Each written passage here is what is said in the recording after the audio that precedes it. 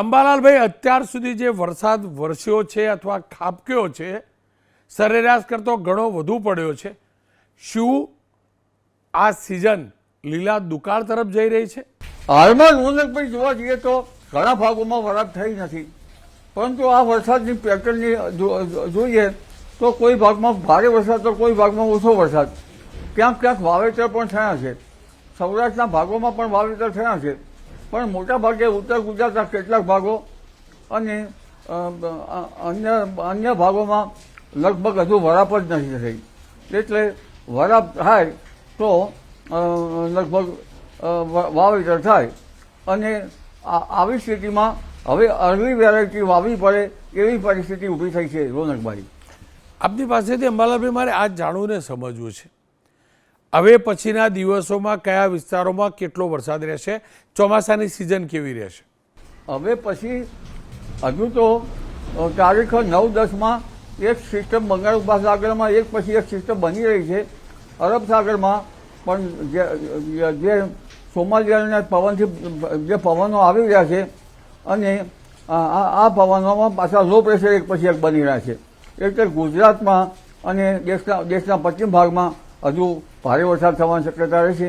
હજુ પણ ઉત્તર ગુજરાત અને પૂર્વ ગુજરાતના ભાગોમાં તેમજ મધ્ય ગુજરાતના ભાગોમાં અને દક્ષિણ ગુજરાતના કેટલાક ભાગમાં અને સૌરાષ્ટ્રના પણ ઘણા ભાગોમાં વરસાદ થવાની શક્યતા રહેશે.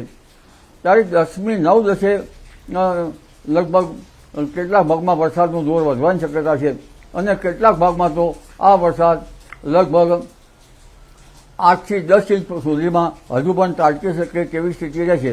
એટલે હવે જો 2-3 કે 4 ઇંચ વરસાદ થાય તો પણ ઘણા ભાગો પાણી થઈ જતા હોય છે, કારણ કે અગાઉ વધારે વરસાદ થયો છે.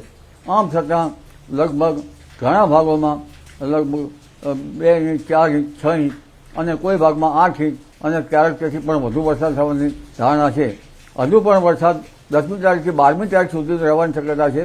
પણ સૌરાષ્ટ્રના ભાગોમાં તારીખ 9થી લગભગ 12 અને 15 સુધીમાં વરસાદ થવાની શક્યતા છે. રાજ્યના અન્ય ભાગોમાં વરસાદ થવાની શક્યતા છે.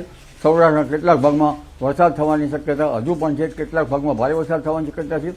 જ્યાં પશ્ચિમ ભાગમાં વરસાદ બહુ નથી થતો ત્યાં પણ વરસાદ થવાની શક્યતા છે. જામનગર જેવા ભાગમાં પણ વરસાદ થવાની શક્યતા છે. કચ્છના ભાગોમાં પણ વરસાદ થવાની શક્યતા છે. એટલે ગુજરાતના ઘણા ભાગમાં વરસાદ થવાની શક્યતા છે. પણ રોનકભાઈ, આ વરસાદ થાય તો વરાપ થઈ વાવેતર કરવું સારું, કારણ કે વરાપ નહીં થવા દે તો આ વરસાદનું પાણી સારું ગણાતું નથી. જો કવરાપામાં ખેતી કરવામાં આવે તો પાક પીળો પડી જતો હોય છે. એટલે વરાપ થઈ ખેતી કરવી સારી, પણ વરાપ ક્યારે થશે મોટો પ્રશ્નાર્થ છે.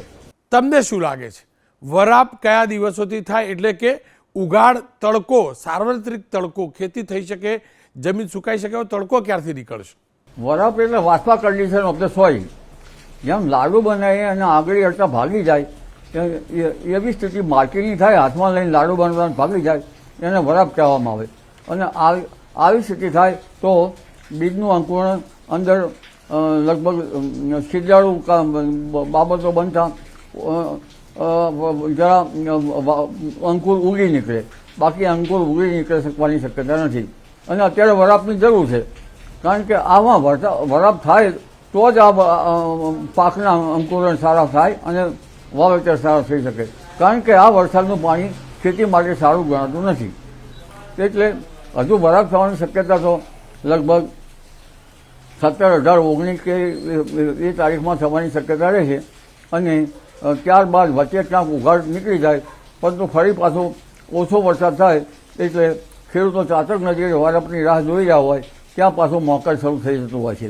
એટલે લગભગ તારીખ 15 તારીખ સુધીમાં તો ઘણા ભાગોમાં હજુ વરસાદની સ્થિતિ રહેશે. પણ તારીખ 17, 18 અને લગભગ તેના 2-4 દિવસમાં વરાપ નીકળવાની શક્યતા ગણી શકાય. પણ પાછી તારીખ 22, 23, 24 તારીખ પછી પાછું પણ વહન આવશે અને આ વહન પણ જબરું છે. એટલે જુલાઈના અંતમાં પણ વરસાદ થવાની શક્યતા રહેશે. એટલે વચમાં જો વરાપ થઈ જાય અને ઉપર જળભરાવ ના થાય તો ખેતી સારી થશે. જી, એમ તો ચતુર્માસ છે એટલે કોઈ માંગલિક પ્રસંગો ના કરતા હોય, પણ કોઈએ પણ કાર્યક્રમ પ્રસંગ કરવો હોય તો એ કઈ તારીખ અનુકૂળ વરસાદ ન હોય એવી હું જે સમજ્યો એ પ્રકારે 15-17 સુધી વરસાદ રહેવાનો હોય તો વચ્ચેના કયા દિવસો એવા આ મહિનાની અંદર હશે કે જે કોરા હશે અથવા સૂકા હશે, વરસાદ નહીં હોય?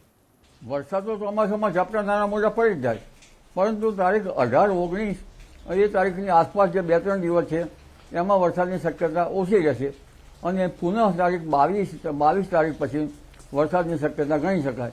એટલે થોડાક દિવસો વચ્ચેના રહી શકે થોડા, એવી ધારણા રહી શકે, કારણ કે મોન્સૂન જે ધરી છે એ દક્ષિણાવર્ત થવાની શક્યતાના કારણે. અને વરસાદ ઓવરઓલ અંબાલાલ કાકા વધુ પડશે સિઝનમાં અગાઉની સિઝનો કરતાં કે પછી સરેરાશ જ રહેશે? વરસાદ ગુજરાતમાં વધારે પડવાની શક્યતા છે. ગુજરાતમાં લગભગ કદાચ 105% વરસાદ થઈ શકવાની શક્યતા રહે છે અને દેશના અન્ય ભાગોમાં હજુ વરસાદ ઓછો છે. હજુ ઉત્તર ભારતના કેટલાક ભાગોમાં વરસાદ ઓછો છે.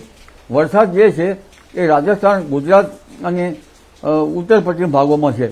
એટલે ઉત્તર પશ્ચિમ ભાગોમાં તો હજુ વરસાદ ભારે થવાની શક્યતા રહે છે. સૌરાષ્ટ્રના કેટલાક ભાગોમાં પણ સરેરાશ આંક વધી જવાની શક્યતા રહે છે. સૌરાષ્ટ્રના કેટલાક ભાગમાં તો 105%થી પણ વધી જવાની શક્યતા રહે છે. એટલે આ વરસાદ જે છે એ સરેરાશ ગુજરાતમાં 105%થી વધારે થવાની શક્યતા ગણી શકાય. જી.